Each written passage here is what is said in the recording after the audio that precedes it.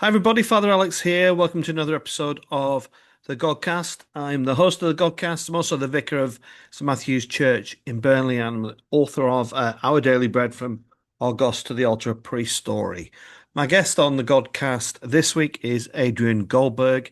Adrian is a writer, broadcaster, a man of many talents. Going to be learning a bit about his career and also about his new book, Where's the Money Gone? The battle for the soul of English football. So I do hope you enjoy this podcast. If you do, then do check out my site or maybe subscribe to the YouTube channel. You'll find hundreds of interviews there. But for now, I hope you enjoy this interview with Adrian Goldberg. Well, I'm delighted to say that joining me on the Godcast this week is Adrian Goldberg. Adrian is a writer and broadcaster. Adrian, it's great to get you on. How are you?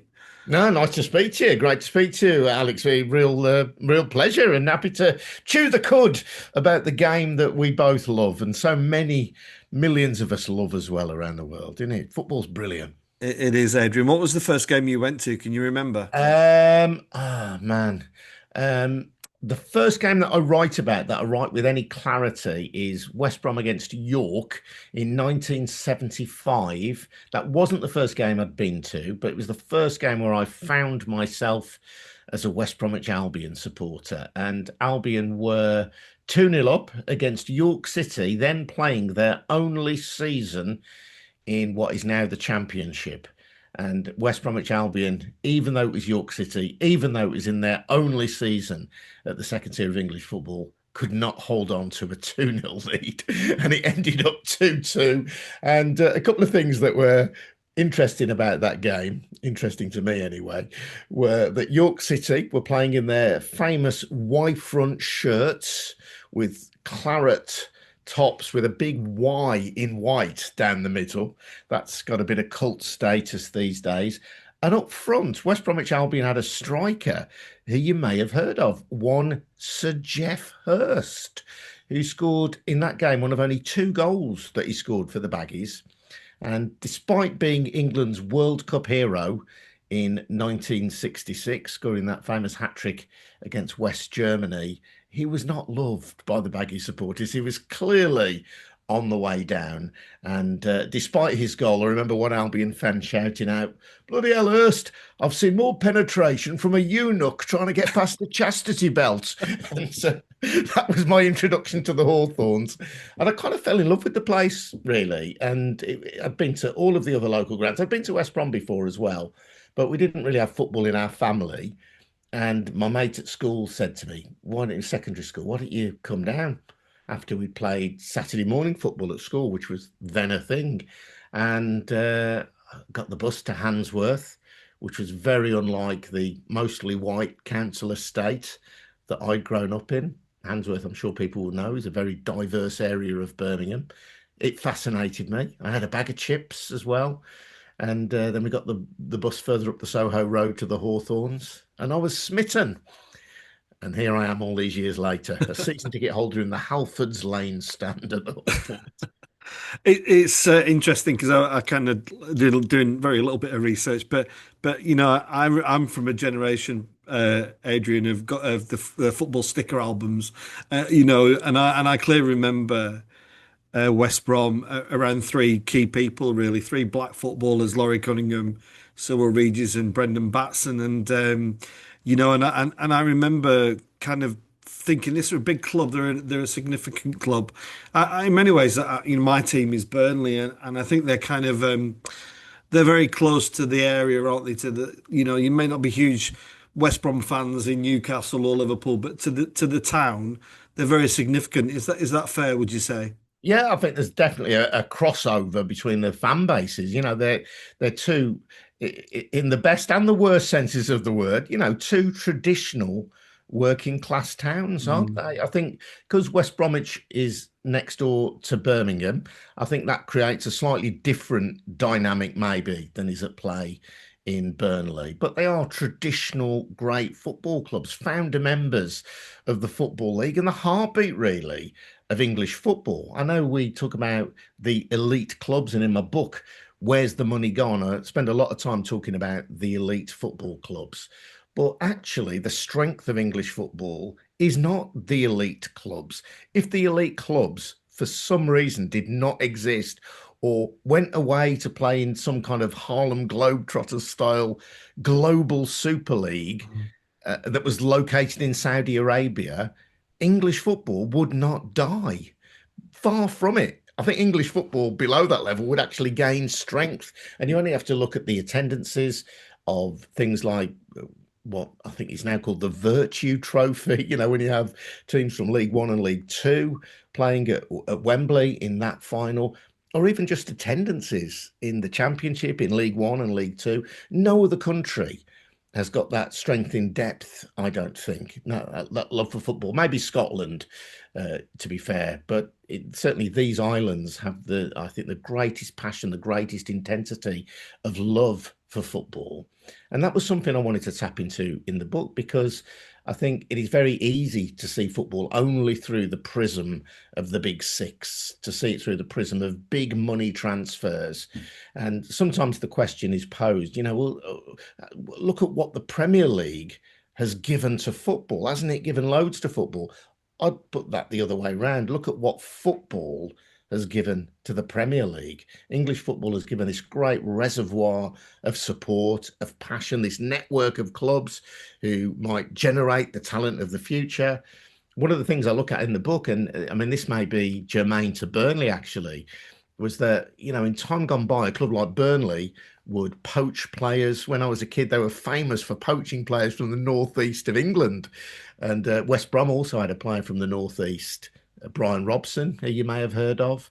And I don't know what the clubs in the northeast of England were doing at the time, but they clearly weren't doing brilliant at recruiting their own local youngsters. The Charlton brothers, of course, who went to Manchester United. And so you look at that and you think, well, look, there is this great strength in depth here. One thing that's happened, though, and one of the things I explore, is that the traditional model of recruiting youngsters and then smaller clubs spotting the youngsters, trading them on to the bigger clubs and thereby being able to sustain themselves. The Premier League has used its financial muscle to upend that so that now the best youngsters are hoovered up by the Premier League and loaned out to clubs lower down the chain, so that instead of smaller clubs making money through the transfer market and being able to grow themselves, they are used as effectively training grounds for the stars of the future, as proving grounds by the Premier League clubs. It's just one of the ways in which the Premier League, I think, has upended the way that football was traditionally run, and not necessarily for the better either. Yeah, I mean, we'll talk about the book more, Adrian. But again, as a Burnley fan, I've had lots of footballers on. One, I'm sure you remember the name Jamie Hoyland. Jamie tells a lovely story on one of my podcasts about how Gawthorpe used to be the training ground where Burnley play used to be this ramshackle of a place, and he tells this lovely analogy of it was like, it were rough and it were damp. He said, but it were our damp, and I really love that sentiment because that was the camaraderie of the squad and everything that Burnley meant. And now, I go on the football with my daughter, and she's never seen it so good, Adrian. Everything's gleaming, everything's perfect. And as a former referee, I used to do lots of trials matches down at the training ground. I remember what it's like. So, in that regard, money has been very good for clubs such as Burnley. Would you agree? I agree, and of course, things change, and lots of changes for the better. My daughter who is 10, my youngest daughter. I've got three daughters, and taken the elder two to football, and it hasn't really stuck, and you kind of can't force it. That's fine. But my youngest is absolutely absorbed in football. She plays it. She loves coming to the baggies with me. The Albion do a very reasonable kids season ticket, and very, very reasonable, only £1 a game, 23 quid for a season ticket. But we also, because she plays as well, keep an eye on women's football. And we went to see West Brom women play their first match in their new home stadium, which is the Alexander Stadium, which is where the Commonwealth Games were held in 2022 when they were held in Birmingham. And of course, it's a big bowl because there's a running track around it and long jump pit and all that sort of stuff. we're watching the game a few minutes. She said, "Where's the scoreboard? Where's the board where we can watch back what happened during the Mm. game?" And at football now, certainly at the Albion, we've got two big boards. So, if you got your nose in your bag of crisps, if you're a kid, your dad or your mum can nudge you and say, "Oh, have a look at this replay here. There's just been a great moment that you missed because you weren't paying attention." As a kid, you and I couldn't have that replay moment, could we? You'd have to keep your eyes on the game, or Yeah. you'd, in all probability, when you were a kid, you would miss it. So those kind of changes to football have been absolutely brilliant. I really applaud them. I think it's great, and clearly facilities are better in many respects. They're safer, and you can, get half decent scran at the football anyway these days. So without a question, and the fitness of the players, uh, although that may be compromised by the number of games they play, but the fitness and the speed and the kind of the nutritional levels, all that, football's a much more professional game than it was when we first started watching it. And I think below the very top level, I don't think the camaraderie has disappeared. I know footballers at championship level in League One are probably doing all right by most people's standards, but it's not so far removed from ordinary working people's lives, I don't think. So that it still feels very meaningful, which I think is the kind of the key thing about football, isn't it? Yeah, I hold a real kind of juxtaposition with football because I mean I was at the Burnley Liverpool game yesterday and it was incredible watching such talented footballers. I thought Burnley did a fabulous job in trying to keep them out, but I also love the smell of places. We've got a lot of non-league clubs around here, Baker Borough, Padiham, Cone Dynamos.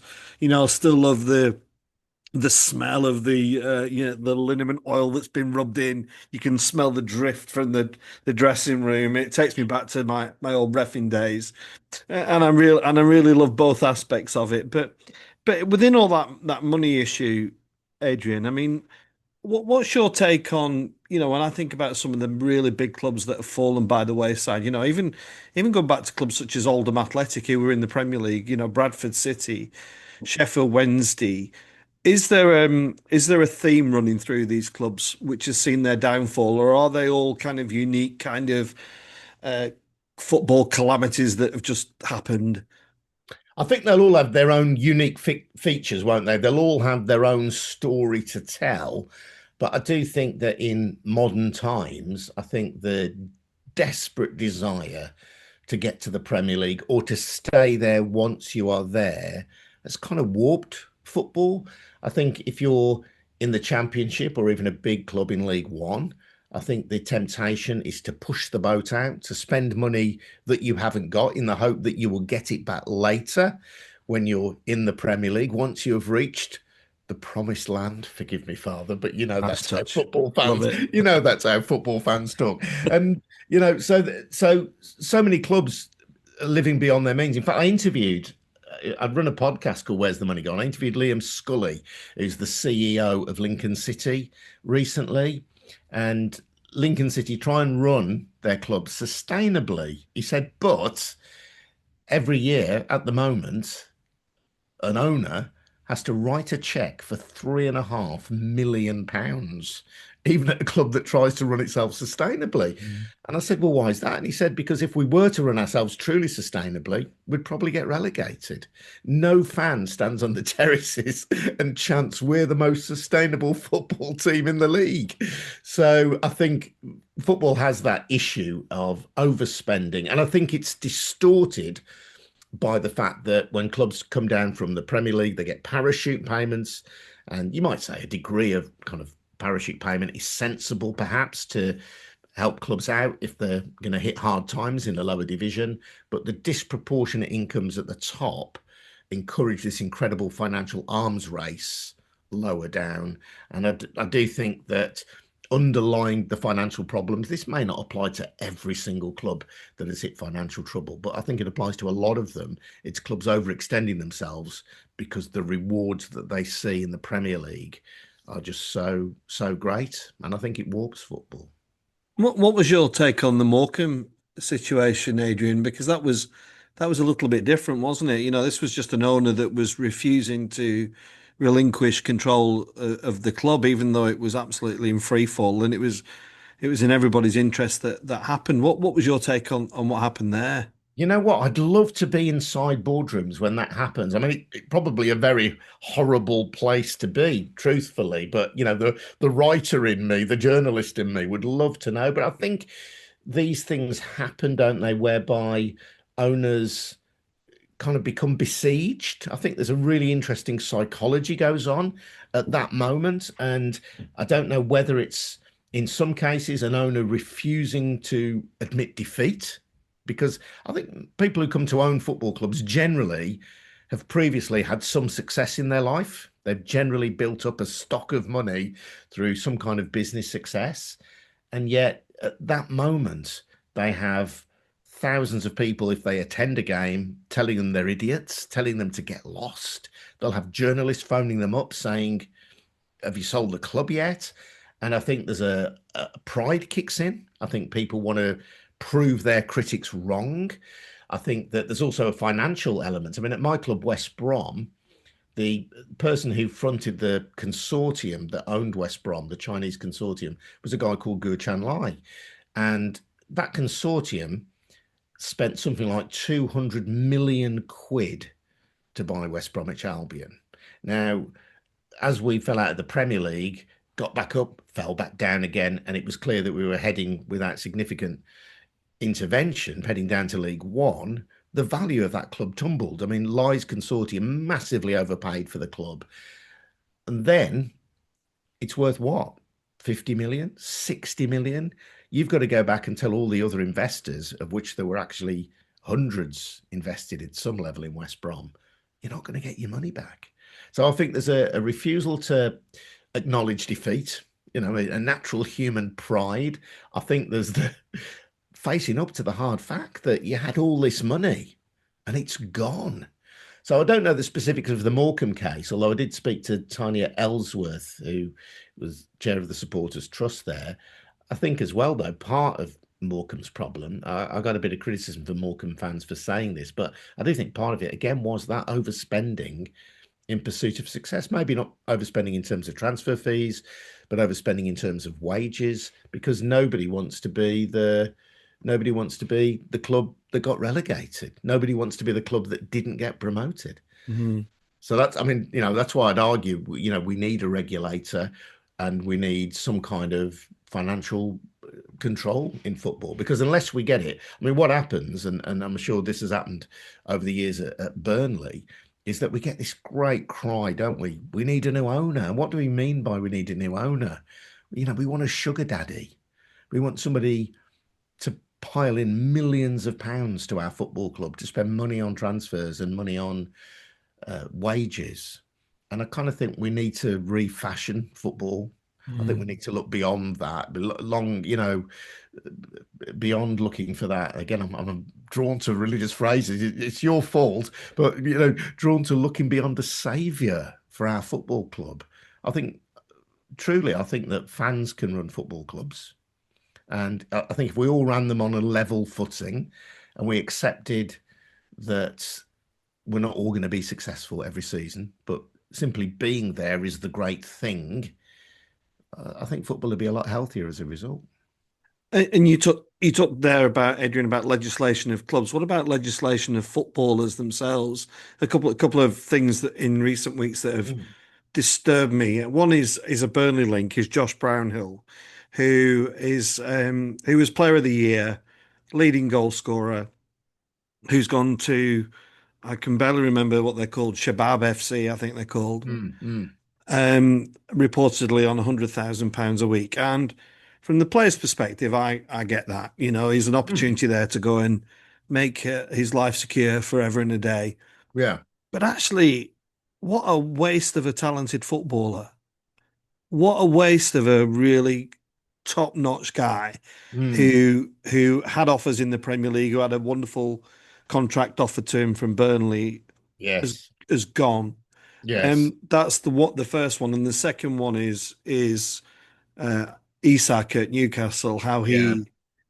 he can just down tools effectively. Yes. I'm a bit disturbed by both those. I'd be really interested to know your thoughts. Yeah. Taking the Isak one first, I think, as a fan, you think that's pretty rotten, don't you? And we've probably all had it. I think because it involved Liverpool and Newcastle to an extent, who was such a successful club, or such a well-supported club, and Isak had a great season. It's kind of magnified, isn't it, in that whole world of the Premier League. But I'm sure we've all had it. You've had it probably at Burnley, even, when you've been lower down the leagues. We've had it at West Brom, and it turns your stomach, doesn't it? And you boo the player when they come back and all that. But I don't know really what happens. I think it's I don't know how you legislate for that, I suppose, because you don't really want to be saying to a footballer, if you've down tools, you're going to be suspended for the next year. I think that would be cruel.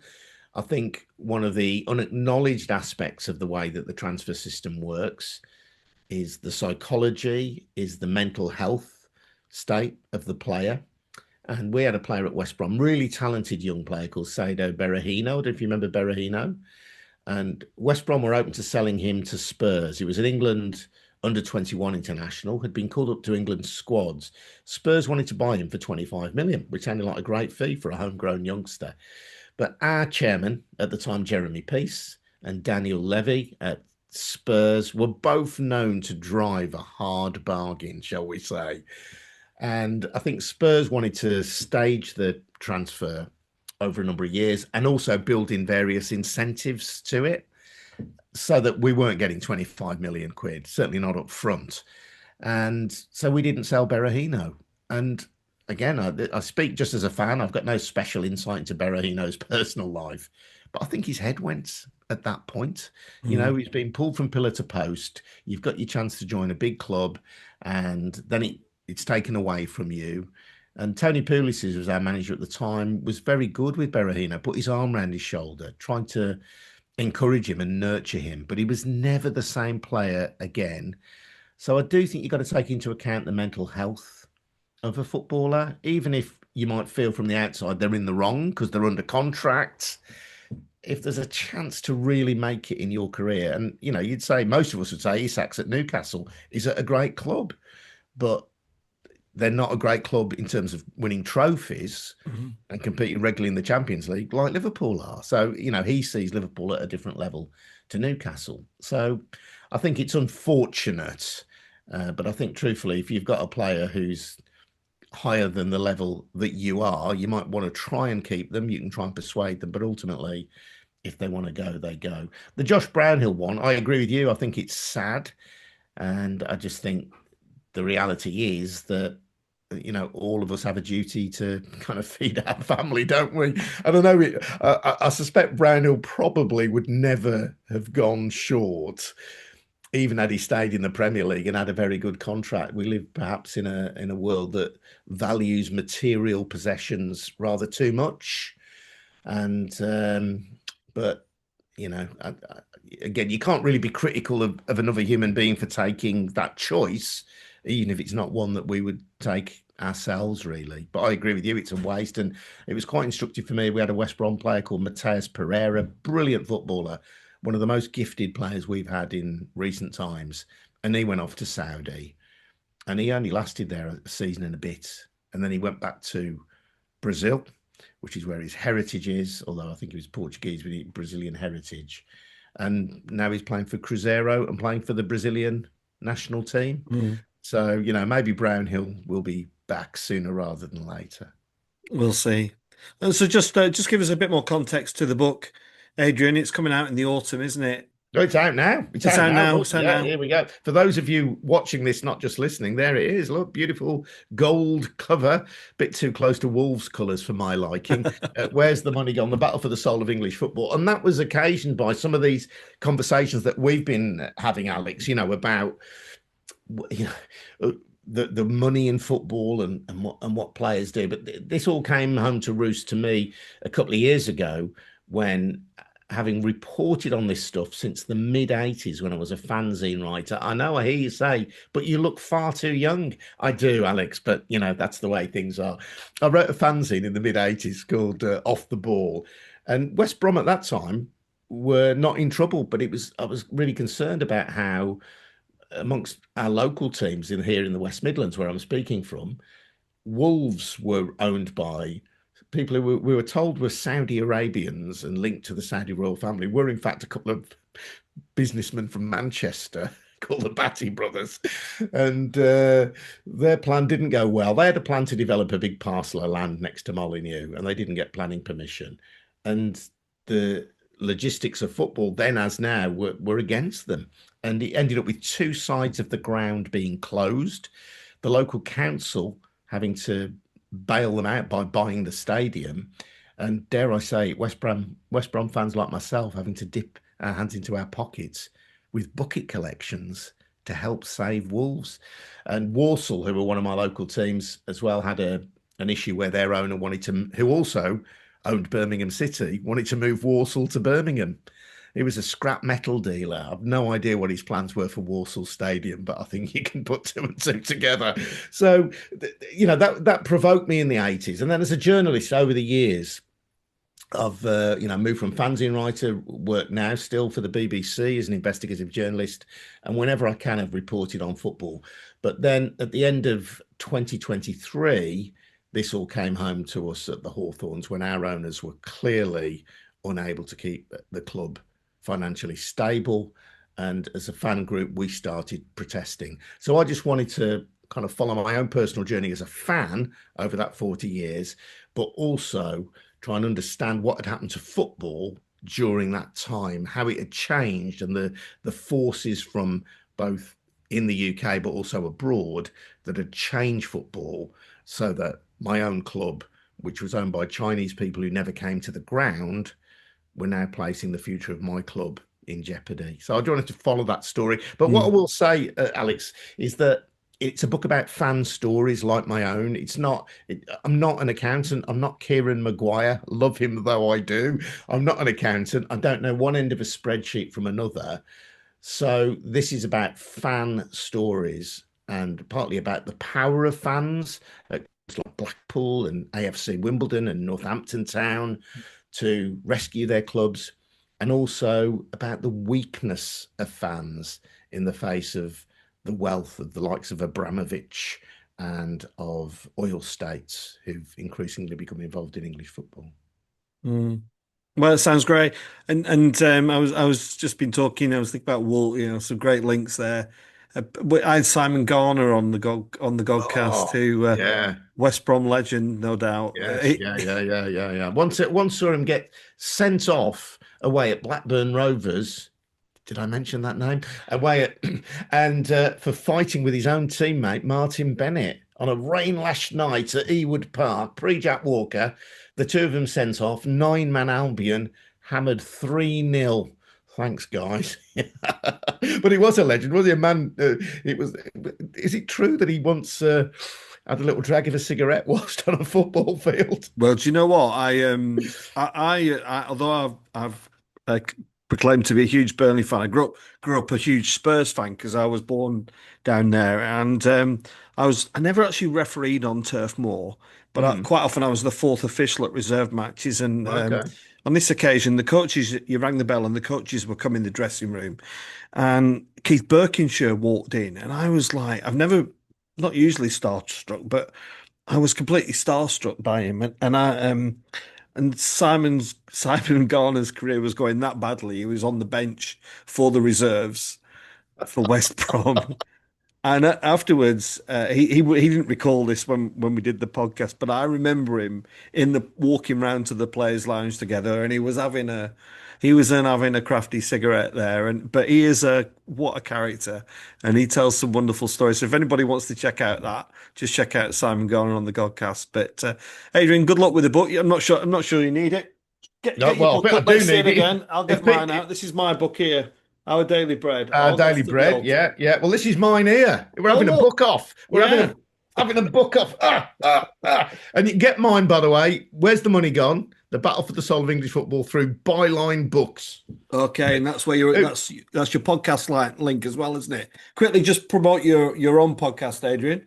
Oh yeah, so I did. Well, I'll do a few. I did, Where's the Money Gone? Which is kind of different from the book. I do that with Charlie Methven, who some people may remember, wearing salmon pink trousers. He's the old Etonian who was a director at Sunderland, but gives us great insight from the boardroom into football. So that's Where's the Money Gone podcast, and I also make the podcast a political podcast for the Byline Times as well. So, and I work for Radio 4, File on 4 Investigates. So here, there, and everywhere, Alex. Here, there, and everywhere.